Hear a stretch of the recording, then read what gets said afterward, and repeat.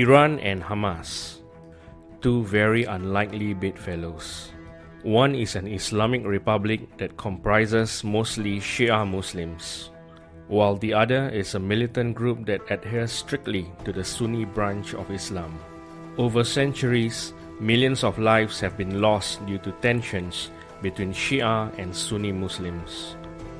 But Iran and Hamas have seemingly united for the Palestinian cause. Why does Iran support Hamas, despite the glaring differences in religious ideology? Is this purely for a humanitarian cause, or are there larger considerations at play? Stick around as we take a look at the dubious relationship between Iran and Hamas, and how this will affect the psyche of Muslims worldwide, including those in your country.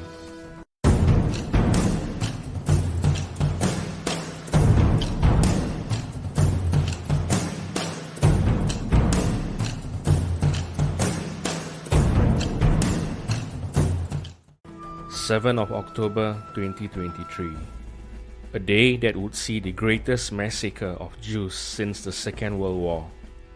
Hamas attacked Israel with a barrage of at least 3,000 rockets. This was followed by a breach in the Gaza-Israeli barrier, through which hundreds of Hamas militants streamed into Israel.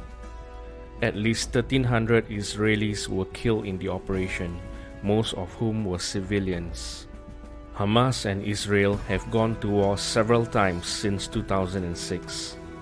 But what was different about it this time is the sophistication of the tactics and operational secrecy adopted by Hamas, and the equipment that was deployed throughout the attacks. Some of this equipment were controlled military-grade items that could have only been supplied by state actors, such as the Islamic Republic of Iran. After all, Iran has publicly voiced its support for the attacks carried out by Hamas.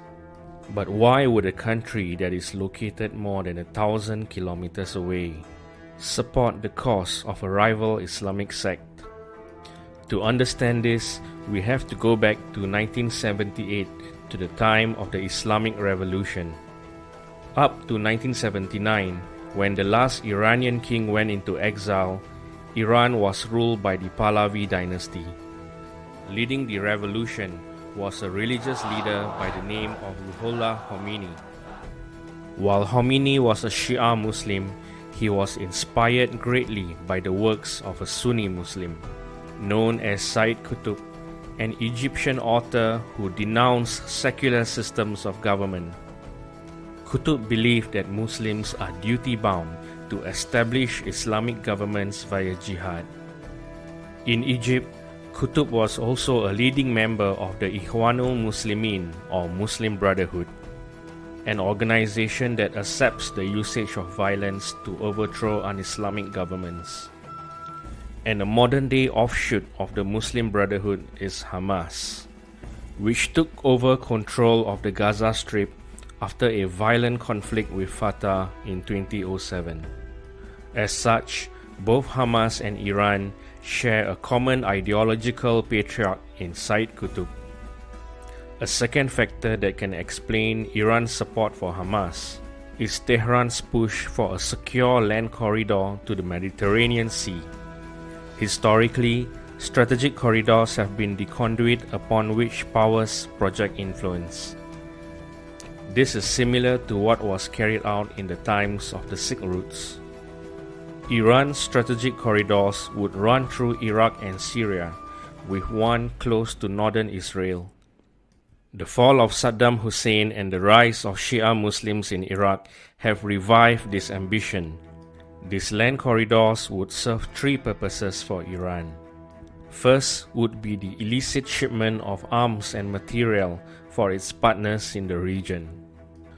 This includes Syria's al-Assad regime and proxies such as the Hezbollah militant group.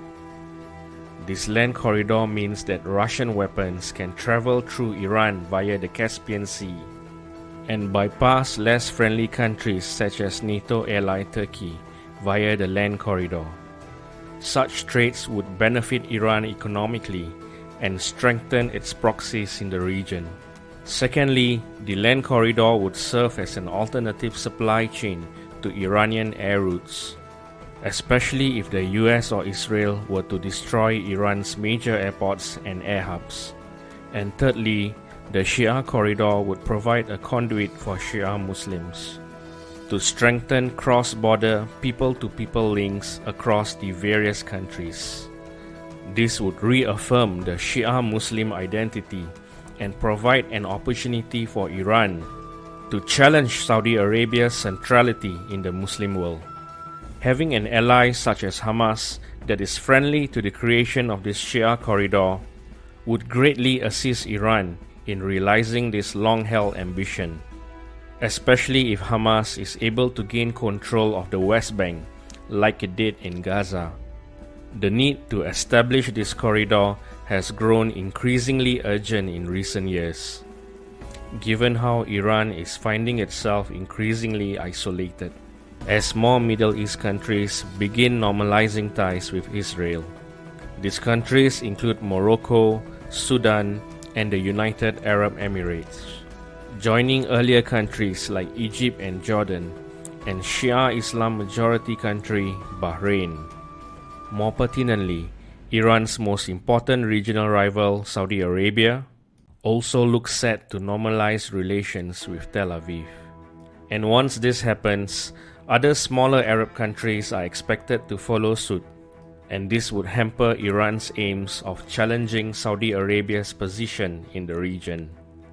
Amid this ambition, Iran can be expected to intensify its support for Hamas, under the guise of supporting the Palestinian cause.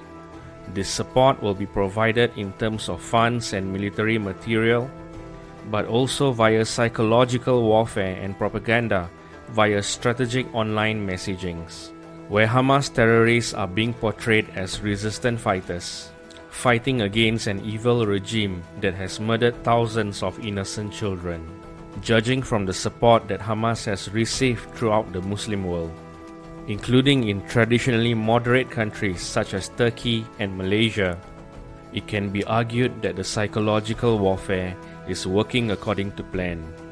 It is one thing to speak out against the killing of innocent children and women, but it's quite another matter to support Hamas, which has called for the annihilation of Jews.